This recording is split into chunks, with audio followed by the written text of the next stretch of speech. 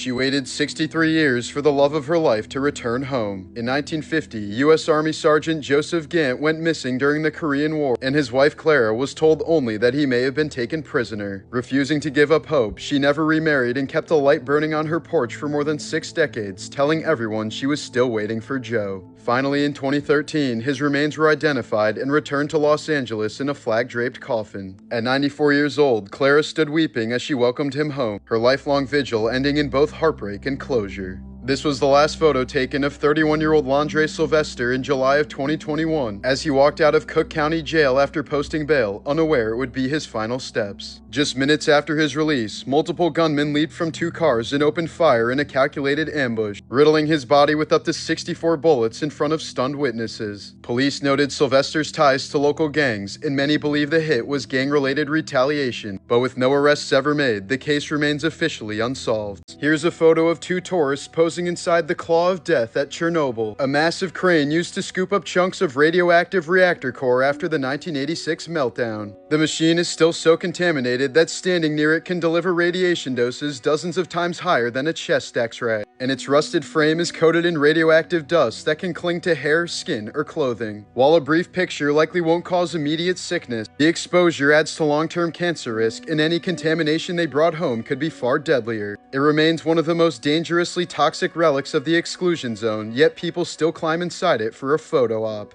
In 2000, a Tahitian man named Fidel Maruhi pulled off one of the most unlikely survivals in aviation history. He stowed away in the wheel well of a Boeing 747 bound for Los Angeles. For 7.5 hours, he endured sub-zero temperatures and near total lack of oxygen, and when rescuers found him, his core body temperature was just 79 degrees Fahrenheit, a level usually considered fatal. But against all odds, he lived, and when asked why he'd risk such a death-defying stunt, he explained his dream was to reach France simply so he could shake hands with soccer legend Zinedine Zidane.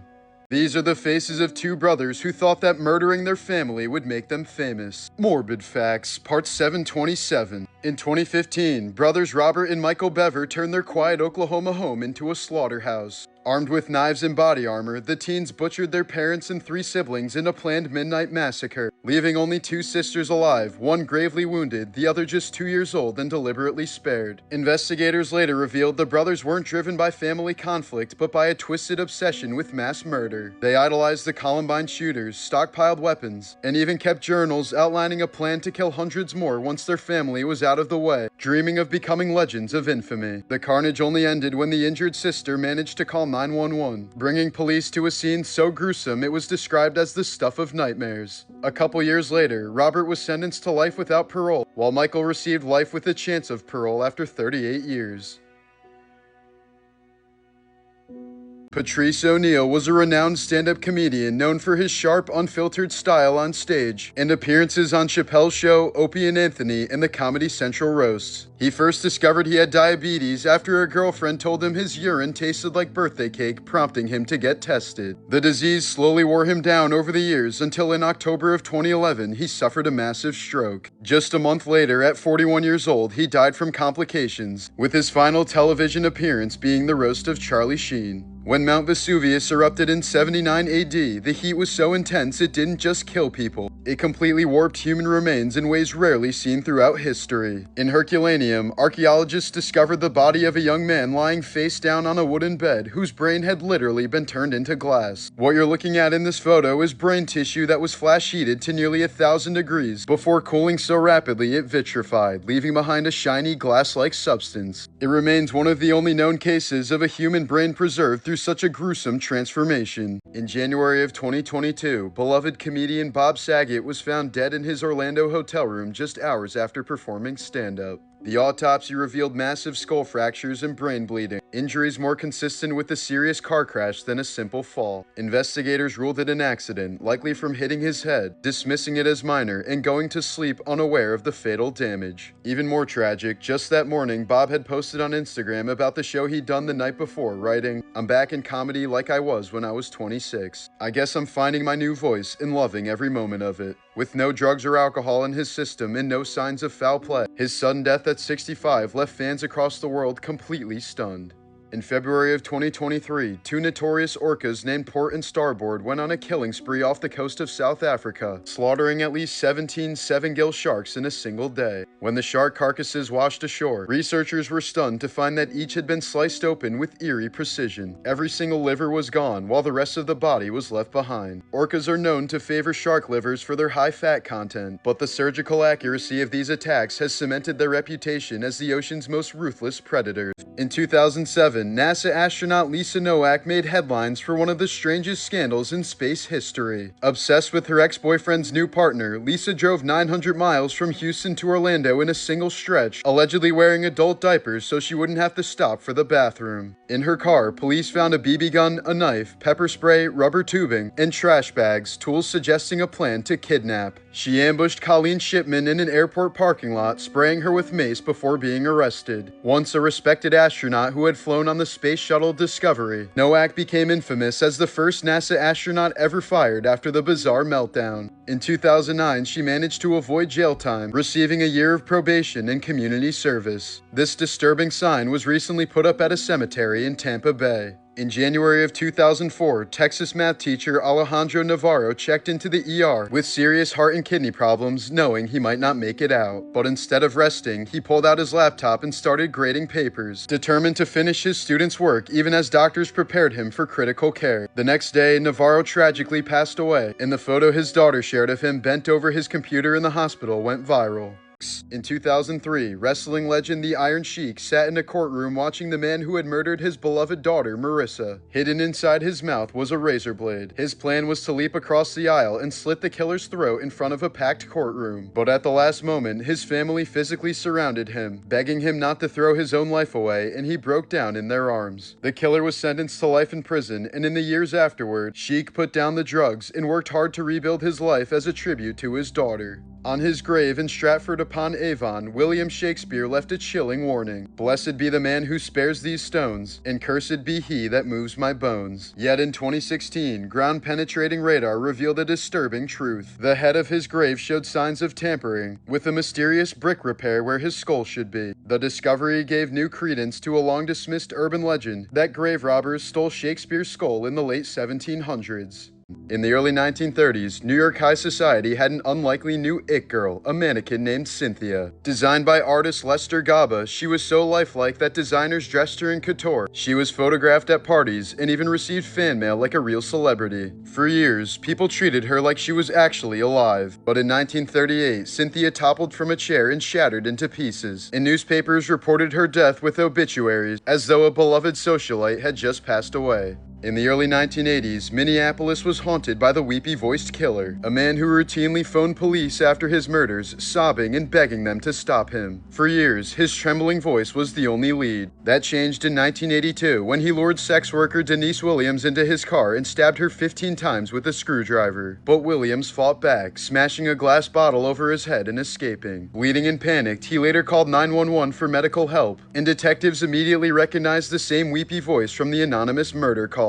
He was identified as Paul Michael Stefani and sentenced to life. In November of 2021, 23-year-old Tina Tintor was driving home in Las Vegas after taking her golden retriever Max out for a late-night walk when her car was suddenly struck at more than 150 miles per hour by NFL wide receiver Henry Ruggs III, who was heavily intoxicated. The impact sent her Toyota RAV4 up in flames, trapping both Tina and Max inside as bystanders desperately tried but failed to pull them out. Both were killed in the blaze, and Ruggs, who had a BAC more than twice the legal limit, was later sentenced to prison for DUI resulting in death. In 1991, schizophrenic artist Brian Charnley began a project unlike any other. He would paint 17 self-portraits as he gradually stopped taking his medication, documenting his slow descent into psychosis. Each canvas grew more chaotic and fragmented, mirroring his unraveling mind. His final portrait, completed on the very day he took his own life in July of 1991, remains a chilling testament to both his mental illness and artistic talent.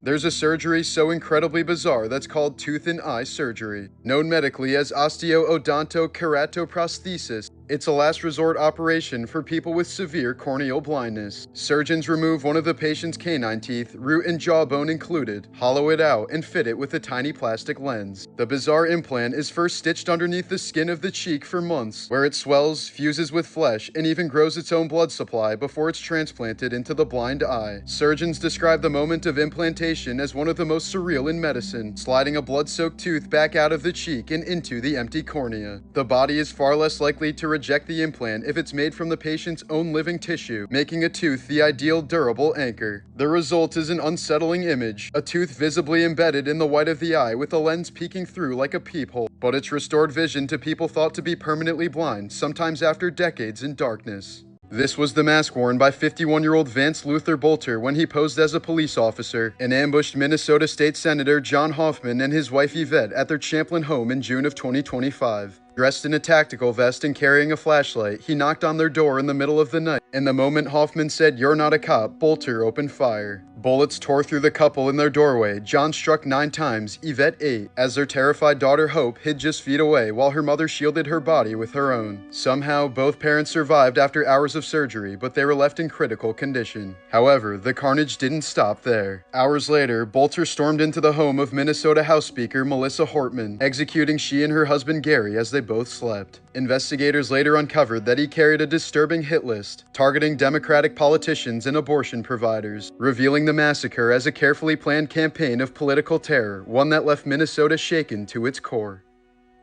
After retiring from the NFL in 1990, Hall of Famer Mike Webster's life unraveled into a spiral of bizarre and disturbing behavior. Once celebrated as the Iron Man of the Pittsburgh Steelers, he spent his final years homeless or sleeping in his pickup truck, suffering crushing headaches, dementia, and paranoia. Friends and family later described shocking habits, urinating in his own oven, shocking himself with a taser just to fall asleep, and gluing his decaying teeth back together. At one point, he even carried around a briefcase filled with superglue, painkillers, and duct tape, using them as makeshift tools to hold his broken body together. By the time he died of a heart attack in 2002 at just 50 years old, Webster's decline had become a cautionary tale of the hidden costs of football. When doctors examined his brain, they discovered the first confirmed case of CTE in an NFL player, proof of how the game had slowly destroyed him from the inside out.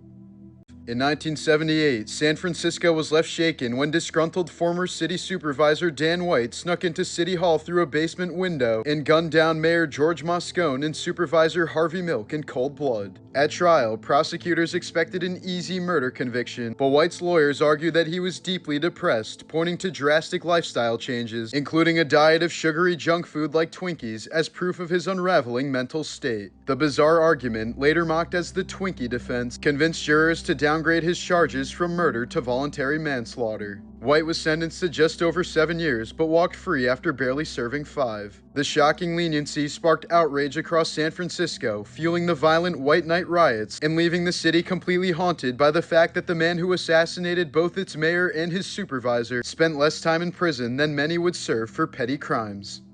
In 2010, 15-year-old Rebecca Aylward agreed to meet up with her ex-boyfriend Joshua Davies after he promised her they might get back together. What she didn't know was that Davies had been boasting for weeks about his plans to kill her, even joking with friends about what he'd receive if he followed through with it. One friend sarcastically told him he'd buy him a breakfast if he actually did it. Just before the murder, Davies allegedly texted that same friend, "Don't say anything, but you may just owe me a breakfast." On the day of their meeting, Davies lured Rebecca into the woods near Aberkenfig, South Wales, where he crushed her skull with a rock and left her body face down in the mud. Hours later, when Rebecca's mother was frantically searching for her, Davies calmly updated his Facebook status to "feeling chill." At trial, jurors heard about his chilling boasts and casual cruelty, and he was sentenced to life in prison. The friend who joked about the breakfast later admitted that he never thought Davies would actually go through with it.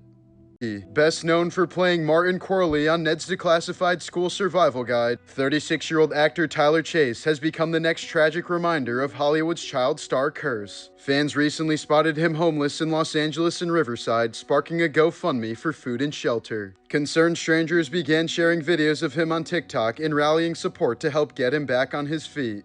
Hello, my name is Tyler Chase, and I'm here on a Christian movement for acting.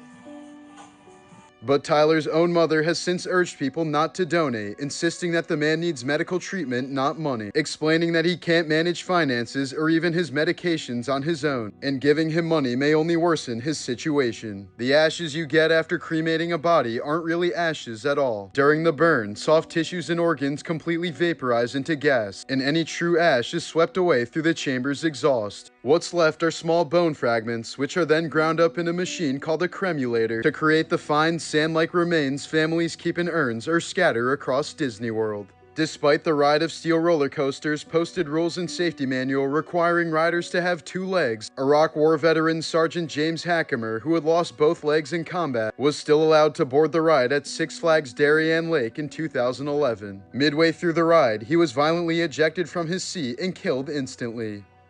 In 1997, 18-year-old Natasha Cornett and 5 friends turned a road trip into one of Tennessee's darkest crimes. At a rest stop, they encountered the Llewellyn family and decided that they wanted to steal their car, so they forced them into their own van at gunpoint. On a remote back road, the family was lined up in a ditch and shot execution style. The parents died instantly, their little girl clung to life for a day before succumbing to her wounds, and the toddler somehow survived but was left blind in one eye and permanently disabled. When investigators arrived, they found the family's bloodied Bible left open in the grass and tiny children's shoes scattered at the scene, with one officer describing it as one of the most horrifying crime scenes he had ever witnessed. The killers fled in the family's van hoping to reach Mexico, but were captured within days. Cornett, who later called herself the daughter of Satan and believed that he would spare her, instead learned she was powerless, condemned to life without parole alongside her accomplices. Behind the wild persona of Tiger King's Joe Exotic was a trail of cruelty even darker than what viewers saw on Netflix. Former employees recalled how he casually shot animals that displeased him, once killing a woman's horse within minutes of her donation and laughing about it before feeding its body to his tigers. He was accused of shooting older tigers in the head to make room for new cubs, animals that drew much bigger crowds and more profit. His zoo's kitchen was piled high with expired Walmart meat, which not only fed the big cats but was allegedly also cooked into pizzas for paying customers. A mysterious fire that destroyed his studio wiped out days of footage that insiders claimed showed him brutally executing animals on camera. Even his music career was a lie. He hired musicians to record songs and then lip-synced over them in his bizarre videos. As his empire collapsed, investigators uncovered a murder-for-hire plot against his rival Carol Baskin and evidence of him killing at least 5 of his own tigers. For all the flamboyance, costumes, and chaos, the legacy Joe Exotic left behind is one of exploitation, cruelty, and death. A man who apparently turned suffering into a spectacle and ended up caged himself. On December 10, 2021, a violent tornado tore through the Rackley family's home near Caruthersville, Missouri. 9-year-old Ernestine and her sisters huddled with their mother in a windowless bathroom, where their mom snapped a final photo to reassure relatives that they were all in their safe space. But moments later, the twister ripped the house apart and hurled the family into a nearby field. While Ernestine's parents and sisters survived with injuries, the 9-year-old girl was tragically killed. In 1999, Texas man Herschel Rawls went into surgery to have his cancerous bladder removed, but he woke up to an absolute nightmare. Without warning, doctors had also amputated his beef bayonet, claiming that the cancer had spread and that the drastic step was necessary to save his life. But weeks later, pathology tests revealed that the penile tissue they had cut away wasn't cancerous at all. After years of anguish, Rawls sued and in 2003 reached a quiet out-of-court settlement, but was left with the grim reminder of how a single surgical decision can leave a patient permanently mutilated. During the War on Terror, U.S. interrogators turned to music as a weapon, blasting songs on endless repeat in secret detention sites. Among the most infamous tracks was Eminem's The Real Slim Shady, which detainees reported being forced to hear non-stop for up to 20 days. Former prisoners described the experience as so unbearable that men would scream, weep, and even bang their heads against the walls for hours just to escape the sound, a form of psychological torment that left no physical scars but shattered minds. In January of 2022, shoppers at a Walmart in Crockett, Texas witnessed a bizarre and disturbing encounter. A woman named Rebecca Lynette Taylor killer approached a mother with an infant son and casually offered her $250,000 in cash to purchase the child. When the stunned mother refused and tried to leave, Rebecca allegedly followed her into the parking lot, doubling her offer to $500,000 and insisting she'd wanted to purchase the boy for a long time. Terrified, the mother contacted police and Rebecca was arrested and charged with the felony offense of sale or purchase of a child.